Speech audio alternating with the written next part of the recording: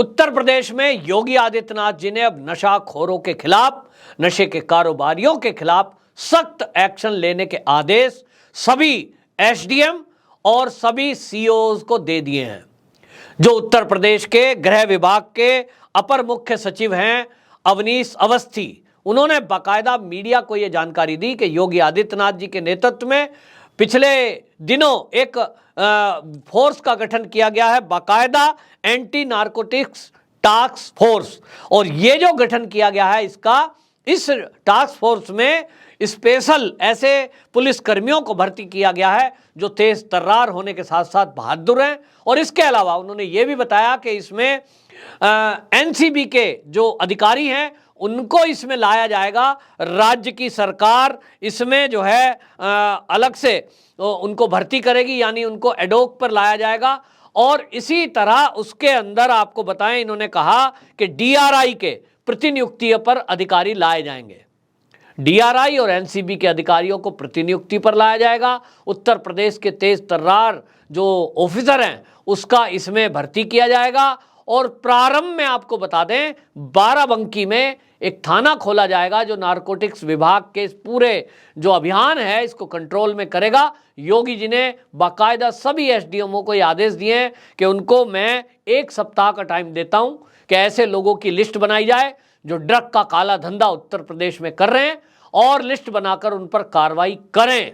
इस सख्त आदेश के बाद अब पूरे उत्तर प्रदेश में हड़कंप मच गया है और एसडीएम लेवल पर यह अब कार्रवाई शुरू हो गई है, क्योंकि पुलिस को जानकारी में तो रहता ही है, पुलिस का अपना तंत्र है। लेकिन कई बार बड़ी पहुंच या फोर्स की कमी, एक्शन लेने के बाद न्यायपालिका, तीनों चारों में तालमेल ना होने के कारण ये अपराधी बच निकलते हैं। लेकिन अब उत्तर प्रदेश में जिस तरह से ये एंटी नारकोटिक्स टास्क फोर्स का गठन किया गया है और इसमें एनसीबी के अधिकारियों को भर्ती किया गया है, और तो और योगी आदित्यनाथ जी ने उत्तर प्रदेश पुलिस के तेज तर्रार अफसर डीआईजी अब्दुल हमीद को इस जो टास्क फोर्स है इसका डीआईजी नियुक्त किया है।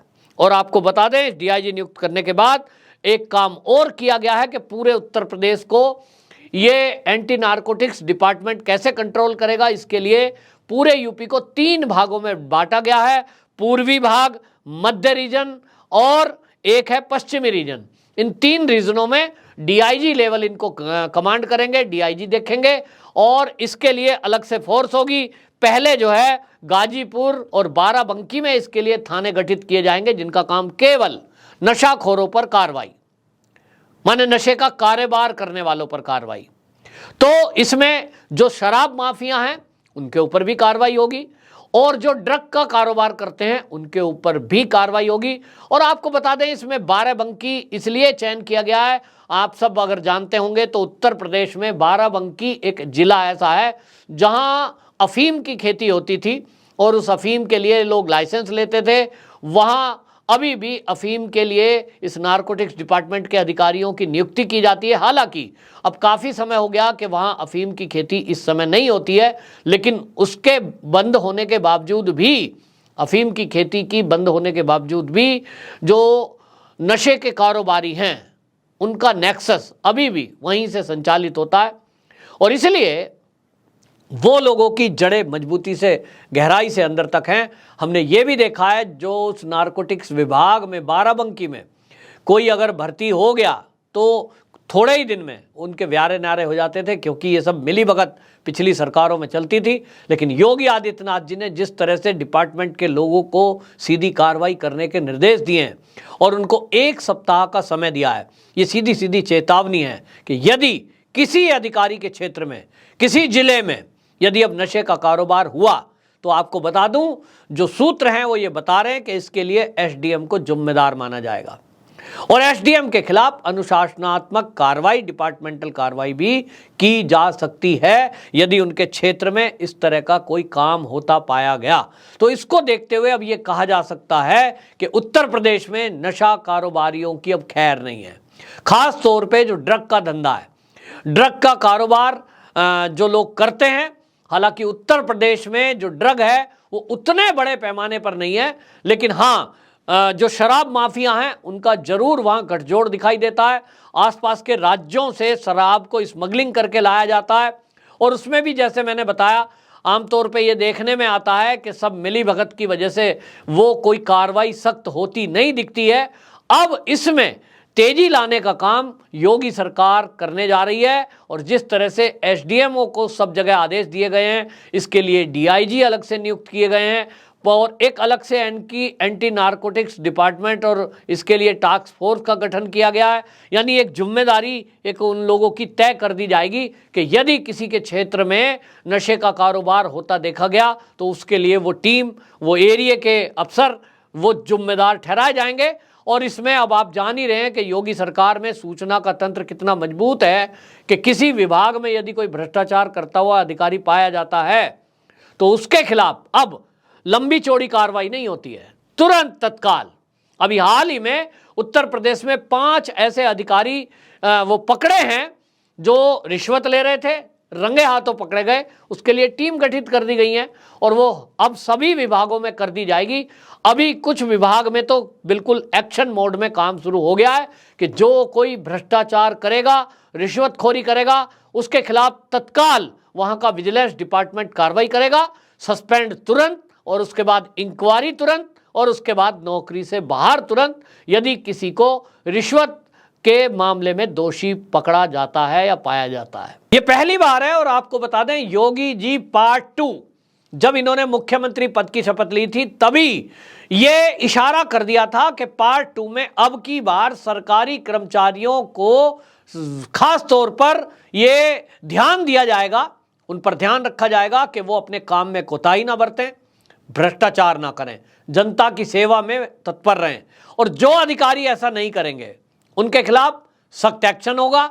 पिछली सरकार में हमने देखा था योगी पार्ट 1 में कि बड़े बड़े अधिकारी जो आईएएस आईपीएस लेवल के थे, अब इन लोगों का क्या है कि इनको आप ट्रांसफर कर सकते हैं, नौकरी से बाहर करना बहुत मुश्किल होता है। फिर भी योगी आदित्यनाथ जी ने पार्ट 1 में ऐसे बड़े अधिकारियों के खिलाफ भी कार्रवाई कर रही थी। इसका मकसद एक ही था कि संदेश जाना चाहिए भ्रष्ट लोगों में कि आप कितनी भी बड़ी पोस्ट पे क्यों ना हो, आपको अगर भ्रष्टाचार करोगे बख्शा नहीं जाएगा।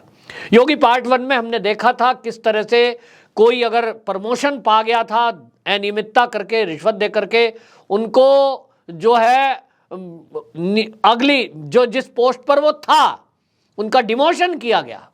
अगर आपने प्रमोशन भ्रष्टाचार के बल पे पाया तो डिमोशन वापस वहीं पे ले आए, कई को सस्पेंड किया गया और नौकरी से बाहर किया गया। अब तब भी अगर सरकारी कर्मचारी ये ना समझें कि आपकी दाल अब योगी सरकार में नहीं गलेगी, तब फिर किसकी गलती है? ट्रांसफर पोस्टिंग में योगी सरकार ने एक पॉलिसी बना दी और उस पॉलिसी के चलते आप चाहे पुलिस विभाग में हैं चाहे टीचर हैं, अब पैसे के बल पर आप ट्रांसफर नहीं करा पाएंगे। ये बात अलग है कि आप किसी दलाल के चक्कर में फंस के या कोई छुटभैया नेता आपको ये गारंटी दे दे कि मैं आपका ट्रांसफर करा दूंगा और पैसे दे दीजिए, आप दे दें। लेकिन सरकार के काम को अगर आप देखेंगे, पार्ट 1 में योगी जी का जो कार्यकाल रहा उसमें आप सिंगल एक टीचर ऐसा नहीं दिखा सकते कि जिसने ये कहा हो कि मैं मनमर्जी की पोस्टिंग पैसे के बल पर पाई है या पा लूंगा, हो ही नहीं सकता। इसी तरह पुलिस विभाग में पहले तो ये एक बिजनेस था, लेकिन योगी जी के आने के बाद बिल्कुल इस पर ब्रेक लगा है और उन्होंने एक पॉलिसी बना दी। उस पॉलिसी के तहत ट्रांसफर पोस्टिंग हो रहा है। हालांकि कुछ लोगों का कहना है कि अभी भी कहीं निचले स्तर पर इस तरह का घालमेल हो रहा है, म्यूचुअल ट्रांसफर के नाम पर, वैसा कुछ नाम पर वो लोग हो रहे हैं, लेकिन सरकार नज़र बनाए हुए है। और इतना कहा जा सकता है कि योगी सरकार जिस तरह से त्वरित कार्रवाई हर डिपार्टमेंट में अब कर रही है, विजिलेंस की टीमें गठित कर दी गई हैं और एक एक चीज़ों को खंगाला जा रहा है, देखा जा रहा है, नज़र बनाई जा रही है। अगर किसी ने नौकरी में भ्रष्टाचार करके अपनी अवैध संपत्ति अर्जित कर ली है तो ये भी तैयारी की जा रही है कि उनकी संपत्ति जब्त की जाए या बनी हुई बिल्डिंग उनके ऊपर बुलडोजर चलाया जाए। कुल मिलाकर के नारकोटिक्स डिपार्टमेंट जिस तरह का गठन हुआ है, ये अपने आप में एक टास्क फोर्स बनाना, ये योगी जी का एक नया कदम है, बड़ा कदम है। और इसके बाद आप देखेंगे ताबड़तोड़ छापेमारी पूरे उत्तर प्रदेश में आपको दिखाई देगी और जो नशे के काला कारोबार करने वाले लोग हैं वो आपको जेल की सलाखों के पीछे दिखाई देंगे। और इसमें एनसीबी को भी एक्टिव किया जाएगा क्योंकि ड्रग के मामले में एनसीबी के जो कानून है वो सख्त कानून है और उसमें एक्सपर्ट जो लोग हैं वो ही उसमें सजा का प्रावधान और बाकी चीज़ें करने में एक्सपर्ट रहते हैं, जिसके कारण ये अंकुश लगाने में कामयाबी उत्तर प्रदेश सरकार को मिलेगी। वंदे मातरम।